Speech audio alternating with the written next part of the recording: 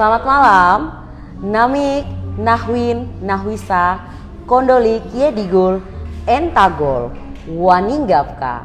Kembali lagi bersama saya, Elsie Titi Halawa, pada acara Talk South Papua, Papua Selatan berbicara.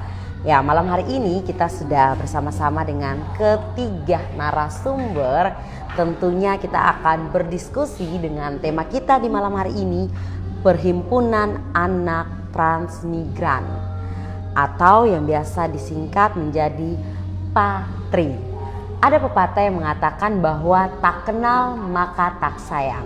Untuk itu kita akan langsung mendengarkan perkenalan dari ketiga narasumber, dan tentunya di sini yang perlu diketahui oleh rekan-rekan semua, sudah ada bersama-sama dengan kita Ketua DPP PATRI. Oke, Abang boleh menyapa masyarakat Provinsi Papua Selatan. Terima kasih Mbak Ese. Selamat malam teman-teman anggota PATRI maupun warga Teran maupun seluruh masyarakat yang ada di Papua Selatan. Malam ini dan besok khususnya kita akan memperingati Hari Bakti Transmigrasi yang ke-72. Terima kasih. Iya, Abang boleh memperkenalkan diri karena biar teman-teman bisa mengetahui ya, ketua DPP kita ini namanya siapa. Siapa tahu berjumpa di kabupaten lain, oh udah kenal Bang. Terima kasih. Ya, saya nama lengkap Haji Sunu Pramono Budi, tapi teman-teman PATRI biasanya memanggil saya Has Prabu. Ya. Nama yang khas Abang ya? Ya, Has Prabu. Dan saya anak trans ya dari Provinsi Lampung ya. Kemudian ikut transmigrasi tahun 1972 orang tua, dan saya dipercayai pada Munas 2019 menjadi Ketua Umum DPP PATRI sampai 2024. Saya tinggal di Depok, Jawa Barat. Ya, siap, baik Bang. Terima kasih ya. Oke, selanjutnya sudah ada bersama-sama dengan kita, tidak asing ya, untuk masyarakat Merauke tentunya. Silakan Abang boleh menyapa rekan-rekan di Provinsi Papua Selatan. Terima kasih. Selamat malam warga Merauke semuanya, terkhusus dan spesial juga warga masyarakat Papua Selatan. Saya Damario Sriono, Ketua DPC PATRI Kabupaten Merauke. Alhamdulillah tadi disampaikan oleh pembawa acara atau host kita bahwa kita kedatangan tamu dari Jakarta, yaitu Ketua DPP PATRI. Saya ucapkan juga selamat datang di bumi Animha, tanah Animha, tanah yang penuh dengan kedamaian. Terima kasih. Oke, terima kasih Ketua PATRI ya, Provinsi Papua Selatan berarti sekarang Bang ya, masih Merauke berarti akan dipersiapkan tentunya. Iya, dan ini juga tidak asing ya untuk aktivis Kota Merauke nih. Silakan Bang. Baik, terima kasih Else, ini teman lama ya yang di beberapa organisasi. Saya juga menyapa Bapak Ketua DPP PATRI yang sudah hadir di Bumi Animha di Merauke, yang hari ini cukup membanggakan bagi kami di tanah Merauke. Hari ini kita sudah menjadi Provinsi Papua Selatan. Ya, kita bersyukur. Ya, di sini nama saya Bambang Irawan. Saya kepala kampung salah satu kampung trans, yaitu Kampung Sumber Rejeki Distrik Kurik, Kabupaten Merauke, dan kebetulan juga saya adalah anggota PATRI Kabupaten Merauke. Kurang lebih seperti itu. Terima kasih. Iya, terima kasih ya Abang. Teman-teman, kita sudah mendengarkan sapaan awal perkenalan dari ketiga narasumber, dan tentunya ini merupakan orang-orang hebat yang ada di Indonesia ya. Terima kasih Abang untuk pertama kali sudah datang juga ke provinsi kami Papua Selatan, Ketua DPP PATRI sendiri, kemudian ada Ketua DPC, dan juga ada Kepala Kampung yang merupakan pengurus dari PATRI itu sendiri. Nah, tentunya teman-teman kita semua penasaran nih Bang, apa yang dimaksud dengan PATRI atau Perhimpunan Anak Transmigran ini? Ada beberapa pertanyaan yang ingin Elsie tanyakan ke Abang. Yang pertama Bang, latar belakang dari didirikan Perhimpunan Anak Transmigran ini seperti apa nih Abang?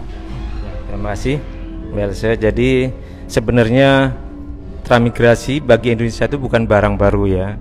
sebelum ada transmigrasi saya sampaikan juga bahwa sejak tahun 1905 kita ada namanya program kolonisasi, yaitu yang dari Jawa Tengah dikirim ke Lampung ya waktu itu. Tapi jauh sebelum itu juga yang saya baca di literatur bahwa di Merauke juga ada pengiriman pada zaman Belanda ke Merauke ini. Bahkan jauh sebelum itu juga ada ke Suriname 1890. Dan ketika Indonesia merdeka, maka program pemindahan penduduk itu waktu itu dikembangkan lagi menjadi program transmigrasi, tepatnya pada tanggal 12 Desember tahun 1950 dari Jawa Tengah ke Lampung ya. Dan itu ditandai dengan adanya Museum Nasional Transmigrasi yang diusulkan oleh Patri juga. Nah, kenapa ada Patri? Ternyata anak-anak Tran itu yang ada di Aceh sampai Papua ya, jadi Patri itu ormas, dan filosofinya Patri itu adalah perekat ya, perekat. Jadi bukan sekedar ya, ormas biasa ya, tapi ada visi misi besar yang berkaitan dengan eksistensi negara ini. Nah, warga Tran yang ada di Aceh sampai Papua ini, mereka rata-rata waktu itu sekolah, ada yang kuliah di kampus, mereka jadi aktivis. Kemudian dari kesadaran itu muncul bagaimana kalau anak-anak Tran itu bergabung menjadi organisasi tingkat nasional. Nah, maka pada tanggal 16 Februari 2004 dengan difasilitasi oleh Departemen Transmigrasi saat itu namanya, khususnya Pak Menteri Yakub Noawiya, maka bentuklah Patri ini. Jadi mengapa perhimpunan namanya? Karena sebelumnya ada himpunan-himpunan anak Tran yang ada di kampus-kampus ya, sifatnya lokal ya. Ada himpunan mahasiswa muhajirin ya, ada himpunan mahasiswa Pangenyongan ya, ada himpunan mahasiswa yang disebut itu Makarti dan seterusnya. Nah, itu yang bergabung menjadi Patri. Dan mereka intinya mereka menyadari dari beberapa literatur termasuk pidato Bung Karno pada tanggal 28 Desember 1964 mengatakan bahwa transmigrasi itu mati hidup bangsa Indonesia. Itu Bung Karno mengatakan. Jadi transmigrasi itu bukan hanya proyek pemindahan penduduk, tapi itu gerakan nasional perekat bangsa. Mengapa gerakan nasional? Karena dengan adanya perpindahan itu terjadi perkenalan lebih dekat secara fisik antar warga bangsa yang saat itu tidak mungkin dilakukan dengan orang per orang. Maka masyarakat, pemerintah memfasilitasi perpindahan itu dengan harapan setiap yang pindah itu akan saling berkenalan dengan penduduk-penduduk yang ada sekitarnya. Dan itu terjadi sekarang. Banyak warga Tran itu yang beranak pinak, suami istri itu adalah dari berbagai percampuran suku bangsa. Itulah inti Patri, itu adalah perekat. Jadi bukan sekedar proyek perpindahan penduduk. Demikian Mbak Eksya ya. Iya, berarti ini sudah sentuh sedikit tentang visi misinya ya Abang ya. Nah, untuk Patri sendiri Abang, untuk visi misinya sejak awal pembentukan ini mungkin Abang bisa jelaskan lebih detail lagi untuk kita. Ya, terima kasih. Nah, kemudian disepakati visi misinya itu adalah kembalinya gerakan transmigrasi sebagai perekat nasional lintas agama, suku dan budaya. Nah, mengapa kita pilih itu? Dari tadi yang pidato Bung Karno tadi yang mengatakan transmigrasi mati hidup bangsa Indonesia, kemudian juga dari realitas sosial budaya di Indonesia itu kita terdiri dari beribu-ribu pulau ya, juga ada beratus-ratus suku bangsa, juga agama dan kebudayaan. Nah, itu bagaimana menyatukan perbedaan itu menjadi satu kekuatan. Nah, maka dengan visi itu dijadikan suatu pegangan kita warga Patri. Memang dalam realitasnya yang bertransmigrasi itu bukan hanya dari Pulau Jawa, dari Batak ada, yang dari Selayar ada, yang dari Buton, yang dari NTT, yang dari Lombok dan seterusnya. Bahkan di Sulawesi Barat itu namanya ada Desa Sulubaja.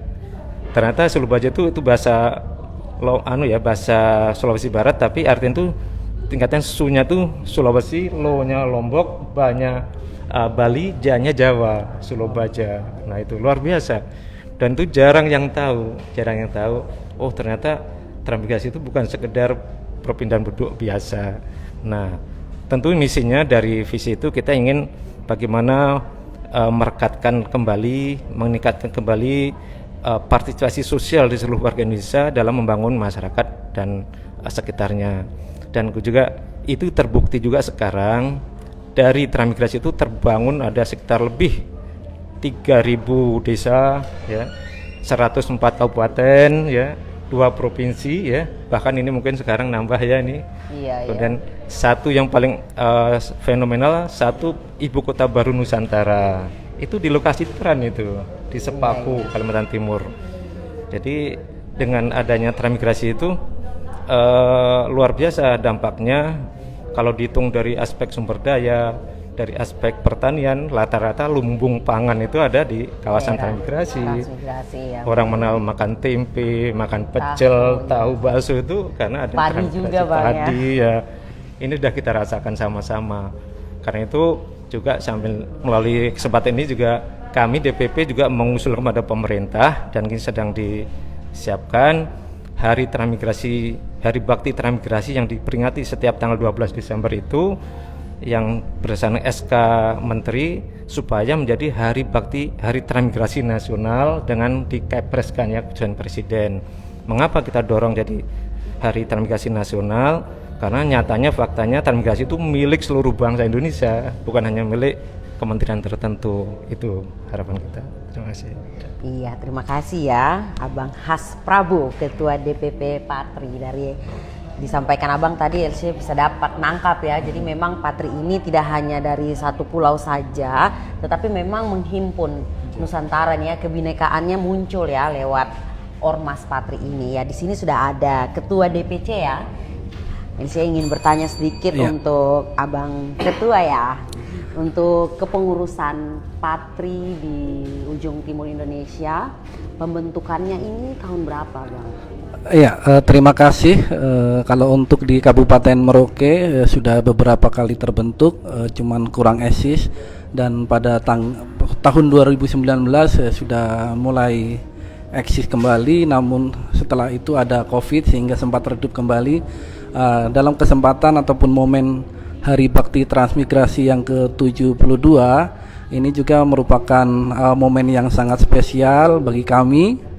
Ini juga sebagai tolak awal pergerakan kami, dan perlu kami sampaikan kepada masyarakat di Merauke dan Papua Selatan secara umum bahwa keberadaan Patri di Kabupaten Merauke bukan untuk memisahkan diri dari kelompok lain, tetapi justru kita bersinergi bahu-membahu bersama-sama dengan kelompok ataupun elemen masyarakat yang lain untuk kita sama-sama membangun Merauke, Papua Selatan yang tercinta, yang mana provinsi ini sudah diidam-idamkan oleh seluruh masyarakat Papua Selatan sejak lama.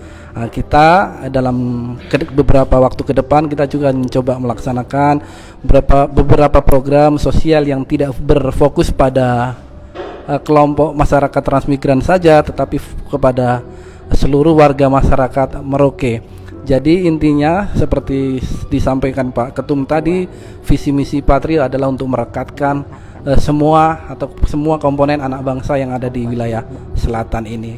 Itulah yang menjadi cita-cita dan harapan kita. Iya, baik Abang Ketua ya, merekatkan kemudian juga merangkul semua komponen yang ada di selatan Papua saat ini. Untuk data dari Ketua sendiri, kira-kira untuk Patri di wilayah Kabupaten Merauke ataupun Provinsi Papua Selatan ini sudah berapa banyak Bang?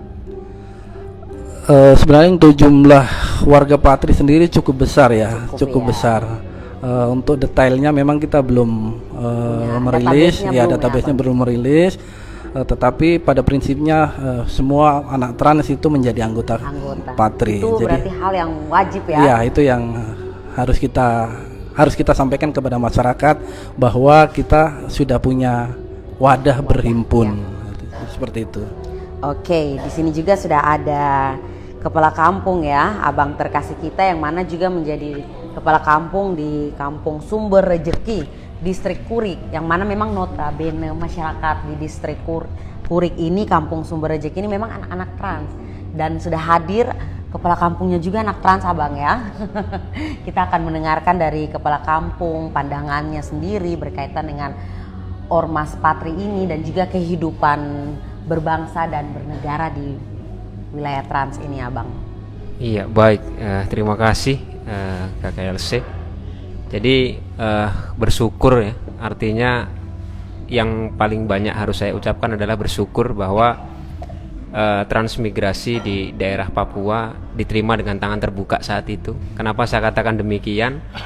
Karena saya melihat sampai dengan hari ini saya orang tua dari Jawa, tetapi saya lahir di tanah ini. Jadi saya mau katakan bahwa saya adalah anak di sini, tapi orang tua saya adalah orang Trans. Dan saya bersyukur sekali bahwa selama orang tua saya di sini dari tahun 84 itu tidak pernah terjadi persoalan. Artinya kita diterima dengan tangan terbuka oleh warga lokal, dan sampai dengan detik ini kita masih hidup berdampingan. Kita hidup berdampingan, bahkan kita sama-sama belajar. Kami belajar mengkonsumsi sagu, yang mana itu makanan lokal, kami pun mengkonsumsi hal yang sama. Dan sekarang masyarakat lokal pun juga mengkonsumsi beras, yang mungkin itu adalah ciri khasnya orang dari orang-orang Trans, tapi mereka pun mengkonsumsi. Ini satu hal yang luar biasa, artinya tidak ada kesenjangan, dan kami saling melengkapi hal itu. Kami juga menjadi bagian dari tanah ini, kami juga mengkonsumsi apa yang ada di negeri ini, yang ada di tanah ini. Kemudian keberadaan Patri juga ini, kami juga bersyukur sebagai anak-anak Trans. Kami punya wadah, bagaimana wadah kami berkomunikasi, kita bisa saling koordinasi, kita bisa saling mengenal di teknologi, di zaman teknologi hari ini. Ketika ada wadah Patri, kami bisa saling mengenal dari lintas daerah. Kami punya perhimpunan ini juga cukup baik gitu. Artinya kami bisa mengenal kawan-kawan yang ada di Jayapura, kami bisa mengenal kawan-kawan yang ada di Sulawesi ataupun Sumatera melalui media sosial. Dengan adanya wadah Patri ini kita bisa saling tahu begitu. Bagaimana sih kondisi transmigrasi di daerah masing-masing gitu. Tapi ya sebagai salah satu anak Trans, cukup bersyukur. Saya juga memimpin kampung, salah satu kampung Trans, juga cukup bersyukur bahwa itu satu bukti bahwa kami di tanah ini tidak ditolak, bahwa kami di sini hidup berdampingan dan kami dipercayakan. Karena di kampung saya juga bukan hanya warga Trans yang memilih, tetapi warga lokal pun ada begitu. Artinya kami diberikan kepercayaan karena memang kita hidup berdampingan tanpa ada perbedaan, baik itu suku, agama ataupun budaya begitu. Mungkin kurang lebih seperti itu. Iya, baik. Terima kasih ya Abang Kepala Kampung, Bang Bambang. Yang memang tidak asing untuk aktivis Kota Merauke ini. Oke, kita kembali lagi kepada Abang Has Prabu, Ketua DPP Patri ya. Untuk keanggotaannya saja nih Abang, dari Sabang sampai Merauke ada. Nah, tapi kan kita tahu juga bahwa di luar negeri ada juga ya memang warga negara Indonesia yang sudah merantau cukup lama. Nah, di kesempatan kali ini mungkin Abang mau menjelaskan perkembangan, ataukah mungkin untuk Patri sendiri ada yang di beberapa negara lain ini Abang, selain di Indonesia sendiri perhimpunan ini. Terima kasih. Jadi perlu juga saya jelaskan tentang sejarah transmigrasi ya. Bahkan jauh sebelum ada kolonisasi, kalau kita lihat sejarahnya, benang merahnya itu ada kaitannya dengan awal perang Diponegoro ya. Itu jauh ya. Jadi ketika perang Diponegoro itu 5 tahun ya, 1825 sampai 1830, Belanda mengalami kerugian banyak, sehingga mendorong pemerintah Belanda menerapkan peraturan tanam paksa ya. Kalau di sejarah anak sekolah ya, tanam paksa yang intinya adalah memerintahkan pada negara jajahannya untuk menanam sesuatu yang bisa dijual untuk mengisi kas Belanda yang kosong, yang kopi, karet dan seterusnya itu. Nah, ternyata dari tanam paksa itu menimbulkan kemelaratan dan persoalan kemiskinan di daerah jajahan itu, terutama di Pulau Jawa. Nah, itu menimbulkan protes di lingkungan, kalau disebut sekarang mungkin anggota DPR ya, mungkin legislatifnya, protes pada pemerintah Belanda, sehingga mengakibatkan untuk memperbaiki kondisi tanah jajahan dengan diterapkannya politik balas budi ya, itu ya, politik etis ya. Nah, politik etis ada imigrasi, irigasi, edukasi, dan kolonisasi imigrasi itu. Nah itulah awalnya kolonisasi berangkat. Jadi niatnya Belanda itu adalah membalas budi. Nah ternyata yang diberangkatkan juga punya potensi baik untuk membangun daerah barunya. Nah ketika Indonesia merdeka, maka itu diambil alih oleh Bung Karno, diteruskan tapi namanya menjadi transmigrasi. Jadi bukan kolonisasi, karena kolonisasi kesannya kan penjajahan ya. Nah, karena transmigrasi yang dilakukan pada tepat 12 Desember. Nah, 1950. Tapi jauh sebelum itu juga terjadi seperti pemberangkatan 1890 dari Indonesia jadi buruh kontrak di Suriname itu ada. Dan mereka ternyata masih cinta dengan tanah airnya. Itu ya, mereka pada setelah selesai kontrak ada yang pulang ke Indonesia pada 1954, yaitu disebut repatrian Suriname, itu di Sumatera Barat, itu gabung ke Patri.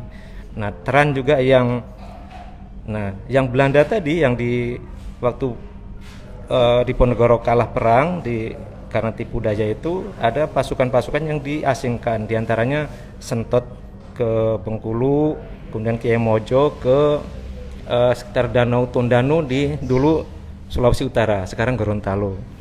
Dia beranak pinak dengan warga setempat karena yang diasingkan itu adalah mereka para pejuang-pejuang saja, istrinya nggak dibawa.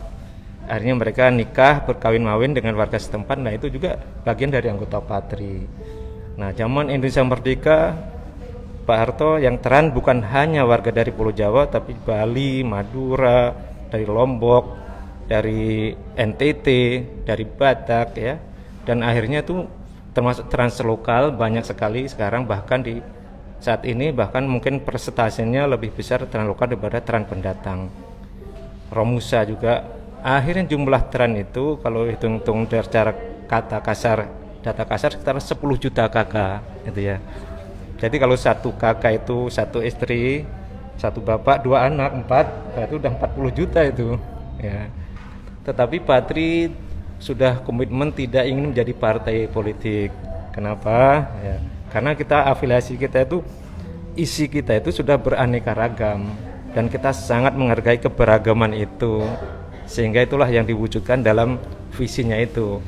Gerakan transmigrasi sebagai perekat nasional lintas agama, suku dan budaya. Nah, jadi siapa saja boleh masuk Patri, yang penting dia punya niat tekad untuk bersatu mempersatukan Indonesia. Nah, itu intinya. Demikian. Jadi bukan kelompok eksklusif yang ingin memecah belah, justru bukan ingin mempersatukan. Demikian, Mbak. Ya. Iya, baik Abang. Ini kan kita lihat memang secara umum pelaksanaan transmigrasi ini telah menunjukkan keberhasilan ya dalam berbagai aspek seperti yang tadi juga sudah disinggung oleh Ketua DPC, kemudian juga dari Abang Bambang sendiri. Kemudian ini saya sentil sedikit yang disampaikan Ketua bahwa memang tujuannya ini bukan untuk memecah belah, tetapi saat ini tidak menutup kemungkinan bahwa memang ada juga pandangan ataupun stigma negatif dari transmigran ini sendiri, dengan contohnya mungkin saja dengan banyaknya transmigrasi yang datang ke daerah-daerah kemudian menutup perkembangan daerah tersebut. Ini kita berbicara dari sisi pandangan negatifnya. Nah, mungkin dalam kesempatan kali ini kita ingin mendengar dari Ketua sendiri, pernahkah Ketua mendapatkan problem ataupun dari masing-masing daerah yang memang memberikan masukan ataupun kendala ketika mereka ada di daerah-daerah tertentu, sedangkan Abang Bambang sudah sampaikan bahwa memang wilayah Papua ini masyarakat lokalnya sangat terbuka dan menerima, tetapi adakah Patri di daerah lain yang memang mendapatkan tantangan dalam hal membaur dengan masyarakatnya, Bang? Terima kasih. Pertanyaan yang sangat bagus, saya kira ini kesempatan juga kami menjelaskan kepada seluruh masyarakat, khususnya di Papua Selatan dan seluruh Indonesia. Jadi memang beberapa kendala tantangan yang dihadapi oleh transmigran itu, pertama terus terang transmigran dianggap sebagai penjajah ya. Transmigran dianggap sebagai perusak lingkungan, transmigran sebagai ya menguasai tanah adat dan seterusnya. Saya akan jelaskan. Jadi pertama, Tran itu kan petani ya. Petani rata-rata memang mereka Tran itu karena tidak punya lahan ya. Kalau orang kaya rata-rata tidak mau. Pejabat nggak akan mau bertransmigrasi karena tahu sendirilah suasana beratnya. Jadi Dan saya baca di buku Kamus Besar Indonesia, saya penasaran, betulkah transmigran itu penjajah kan gitu ya. Ternyata definisi penjajah itu adalah suatu negara atau kelompok yang memaksakan diri baik senjata maupun non senjata untuk menguasai daerah tertentu untuk kepentingannya. Saya lihat transmigran itu orang-orang yang petani tulen bertahun ini, bahkan petani yang ya keterampilannya berperang pun barangkali nggak tahu. Kalau disebut penjajah di mananya gitu ya pertama. Kemudian transmigran itu berangkat bukan kemauan sendiri, dia diatur undang-undang dan diantar oleh pemerintah. Tidak mungkin dia datang sebagai pendatang liar kan gitu. Ini kok disebut penjajah gitu ya. Dan biasanya dalam proses yang saya pelajari dalam undang-undang transmigrasi, sebelum trans datang itu ada namanya KSAD, kerjasama antar daerah, daerah pengirim maupun daerah penerima. Kalau daerah pengirim adalah mendatangkan SDM, daerah penerima menyiapkan lokasinya, dan lokasi itu biasanya dari hutan yang dikonversi, dari pimpinan adat menyerahkan tanahnya karena ingin daerahnya maju. Nah, kalau sudah sepakat itu baru diberangkatkan. Jadi tidak mungkin sebenarnya kalau trans itu penduduk liar atau menjajah, gimana caranya dan di mana saja. Kalau boleh yang menuduh itu bisa membuktikan contohnya mana provinsi yang dijajah oleh transmigran, itu nggak akan ada, bahkan terus mendorong kemajuan daerah. Itu yang pertama. Kalau dianggap juga dia merusak lingkungan, bandingkanlah dengan HGU. Cobalah HGU itu berapa ribu hektar oleh hanya 1-2 orang gelintir pengusaha, dibandingkan trans yang ribuan hanya ya mengelola itu pun tidak tanah dikosongkan rusak, bahkan ditanami dengan sawit, tanami dengan karet, tanami dengan sayuran, dan itu akan memelihara keberlanjutan ekosistem tanaman gitu ya. Bandingkan illegal logging itu kan rusak berat dan ditinggalkan, maka itu terbantahkan jauh itu ya. Apalagi coba yang dituduhkan, tidak ada, saya kira kalau transmigran dianggap sebagai penjajah, pendatang liar atau merusak lingkungan, itu terbantahkan dengan anggapan itu. Nah, itu tuduhan itu terutama terjadi ketika menjelang era reformasi. Jadi ketika kebebasan meningkat, kemampuan orang bernarasi di medsos meningkat, dikit-dikit karena dia ketinggalan pembangunannya, akhirnya disalahkan pada transmigran. Nah, oleh karena itulah kami mendorong supaya Hari Transmigrasi Nasional itu untuk membuka mata hati kita bersama. Transmigran itu saudara kita juga gitu, bukan warga asing yang dari planet lain tiba-tiba datang diam-diam menguasai daerah, bukan. Dan itu sangat dibutuhkan oleh pembangunan kita. Saya kira itu, Mbak. Terima kasih. Iya, saya pikir ini memang sangat perlu juga dengan adanya Patria, sehingga memang bisa mengedukasi, mensosialisasikan ke seluruh pelosok tentang peran dari Patri ini sendiri. Nah, tadi disampaikan oleh Abang sudah sangat cukup jelas ya, berkaitan dengan memang pandangan-pandangan atau stigma negatif itu memang ada, tetapi bagaimana lewat Patri ini dapat ini ya menyampaikan yang secara positif ya. Kita ke ketua lagi berkaitan dengan peran transmigran di daerah transmigrasi. Dari Abang Ketua sendiri melihat perkembangan di wilayah selatan Papua, Provinsi Papua ini, kira-kira perkembangannya ini seperti apa dengan adanya transmigran di daerah transmigrasi yang memang Abang sendiri lahir besar di Papua. Iya, terima kasih terkait dengan perkembangan ataupun pengaruh transmigran yang ada di Kabupaten Merauke, bahwa di kawasan transmigran sudah menjadikan pusat-pusat ekonomi baru, pertumbuhan ekonomi baru. Bahkan sekarang untuk Kabupaten Merauke ini bahkan boleh dikatakan bahwa kehidupan secara ekonomi sangat ditopang oleh daerah dari kawasan transmigran. Bayangkan ketika daerah-daerah dari transmigran tidak menanam padi semua misalnya, kita akan tidak mungkin kita bisa kembali makan roti seperti orang bule gitu. Nah, kita sudah setiap hari makan nasi. Ketika kita tidak makan nasi pasti rasa sangat kelaparan. Nah, inilah peran-peran Patri yang seperti inilah sebenarnya untuk mengisi pembangunan akan bersama-sama dengan masyarakat. Dan saya juga selaku Ketua DPC Patri Kabupaten Merauke juga merasa sangat bersyukur dan mengapresiasi pemerintah pusat yang telah menghadirkan kegiatan Hari Bakti Transmigrasi ke-72 ini, puncaknya di Merauke. Mudah-mudahan dengan kehadiran para pengambil kebijakan, dalam hal ini Menteri Desa dan Transmigrasi yang besok akan berkunjung ke Merauke, ini membawa keberkahan bagi masyarakat Merauke.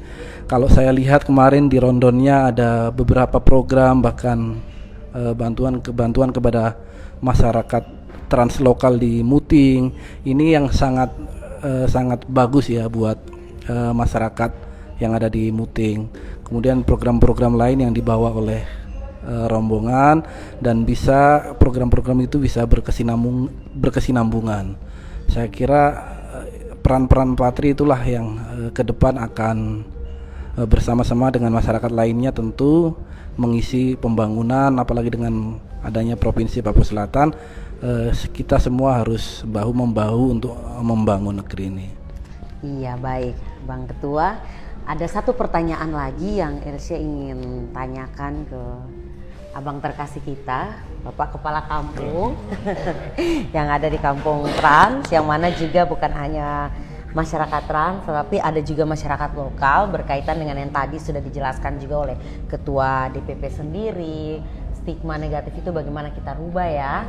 Nah, Abang sebagai pelaku di lapangan yang menjadi pemimpin untuk kampungnya, yang mana ada masyarakat lokal, kemudian ada masyarakat Trans. Abang boleh menyampaikan kepada kita semua program-program dari kampung apa sih yang sudah dijalankan selama ini, dan kemudian memang melibatkan masyarakat lokal dan juga masyarakat Trans sendiri ya, sehingga kita bisa melihat memang warna Indonesianya ini kelihatan, kebinekaan ini kelihatan, dan juga memang untuk saling memajukan.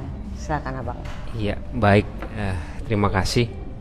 Ketika kita bicara soal lokal, masyarakat lokal atau masyarakat Trans, sebenarnya ini hanya penyebutan saja. Ketika kita sudah masuk di dalam lingkup kampung, kalau di sini ya, mungkin di daerah di luar Papua adalah desa. Ini sebenarnya sama gitu ya.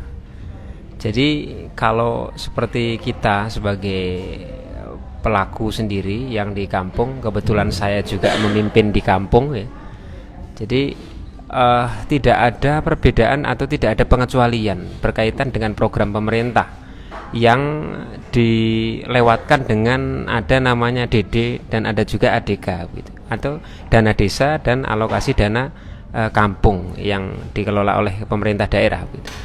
Jadi di dalam dana desa itu sendiri pun di situ ada bidang-bidang yang memang akan mengakomodir atau bisa dialokasikan untuk khusus kearifan lokal gitu. Jadi sekalipun kita ada di kampung-kampung Trans, tetapi tetap kita diperintahkan oleh pemerintah pusat untuk bagaimana kita menjaga kearifan lokal. Itu satu hal yang wajib. Kemudian budaya-budaya kearifan lokal itu disuruh juga untuk dikembangkan. Bagaimana dipertahankan budaya itu juga selaras atau seiring sejalan dengan kearifan-kearifan lokal dari suku-suku yang lain.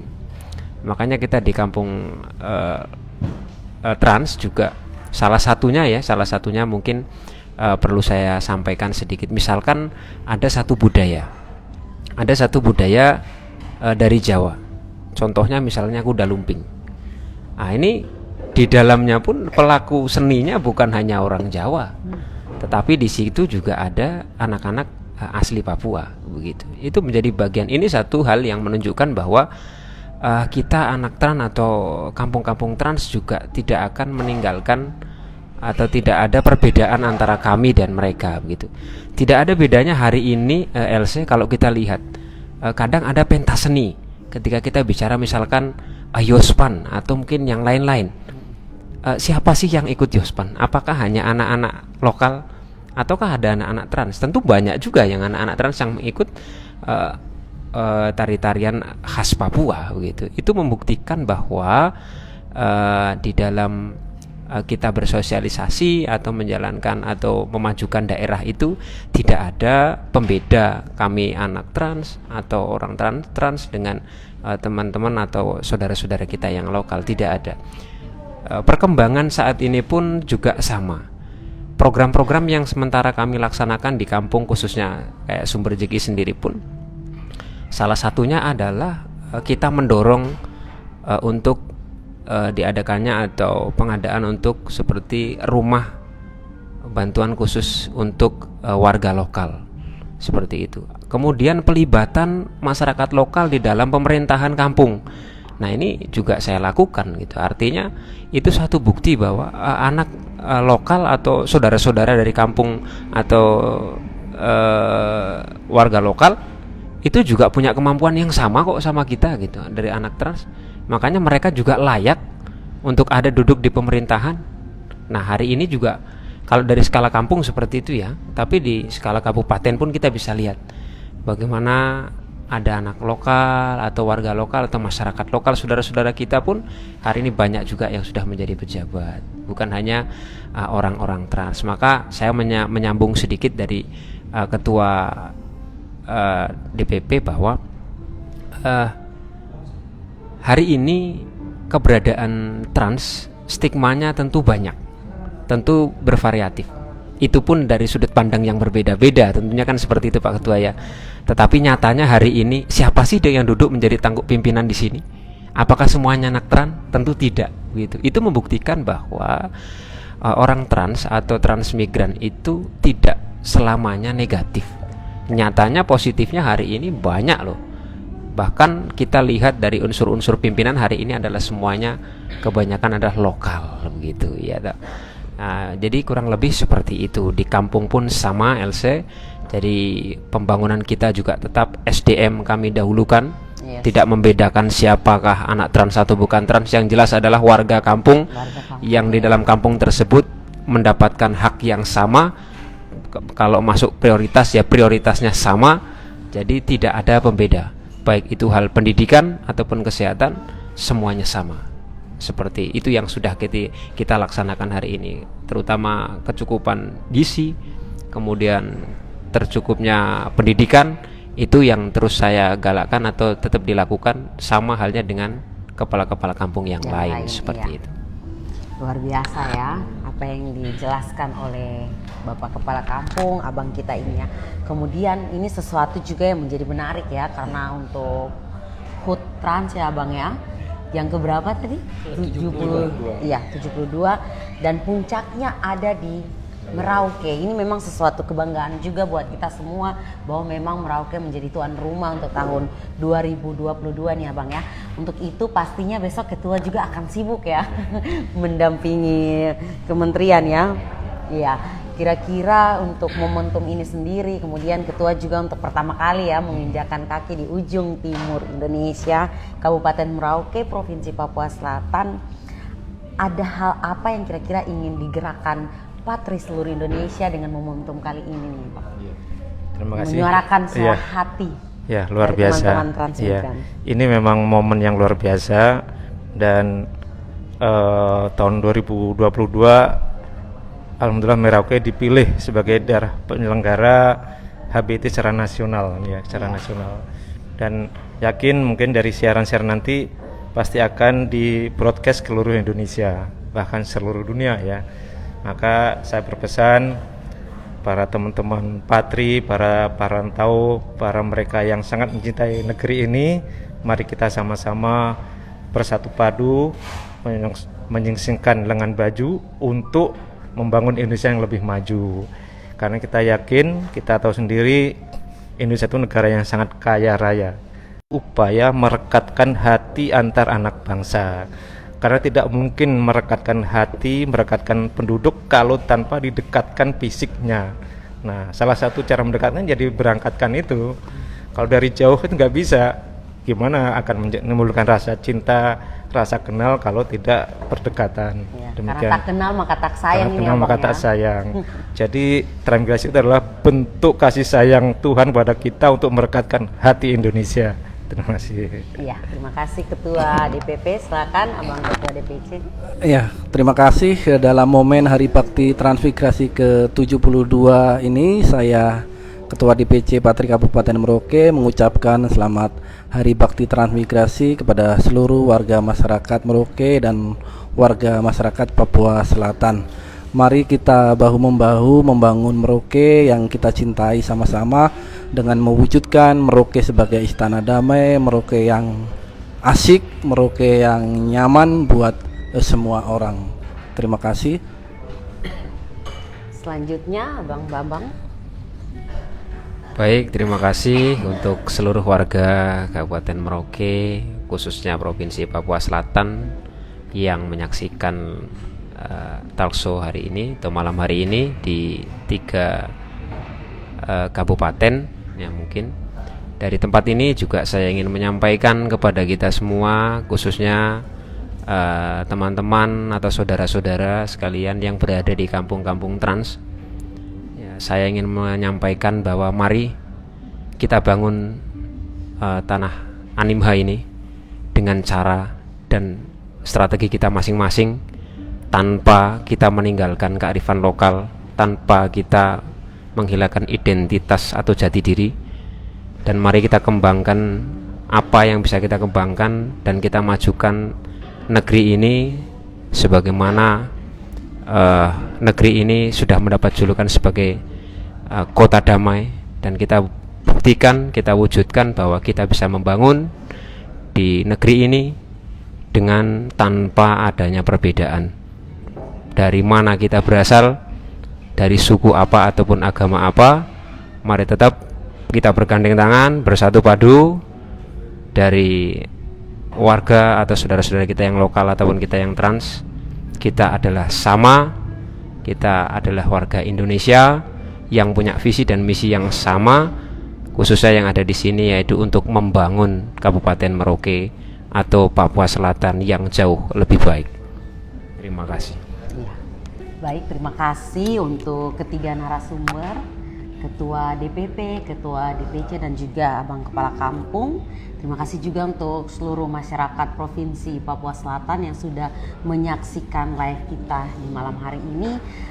Sebelum saya tutup, saya hampir lupa ya, apakah ada alamat website, Facebook, ataupun Instagram yang bisa menghubungkan teman-teman di pelosok-pelosok daerah trans untuk bisa terhubung dengan Patri ini, organisasi Patri ini, Bang? Terima kasih. Kalau kita ini sekarang dunia medsos tentu ya, paling gampang memang melalui medsos. Jadi Patri ada Facebooknya, namanya Patri juga, dalam kurungnya Perhimpunan Anak Transmigran Republik Indonesia. Ada juga yang pakai official, yang Twitternya juga Patri ya, Patri Official juga itu Twitternya ya. Jadi itu yang paling sering dihubungi, karena dengan cara begitu teman-teman yang ingin berdiskusi, bertanya lebih lanjut atau bergabung di grup itu akan bisa lebih mudah dalam berinteraksi. Demikian ya. Oke, terima kasih ya. Jadi teman-teman tidak hanya di live, tetapi kalau mau mencari tahu lebih jauh lagi bisa menghubungi admin dari Patri itu sendiri. Kesimpulan yang ingin saya sampaikan di malam hari ini berdasarkan kutipan yang saya ambil dari Mahatma Gandhi, kemampuan kita untuk mencapai kesatuan dalam keberagaman akan menjadi keindahan dan juga ujian bagi peradaban kita, umat manusia. Untuk itu dari tempat ini, Pojok ANS, saya beserta ketiga narasumber pamit undur diri. Terimalah salam persaudaraan kita dari ujung timur Indonesia, Kabupaten Merauke, Provinsi Papua Selatan. Izakot Bekai, Izakot Kai, satu hati, satu tujuan.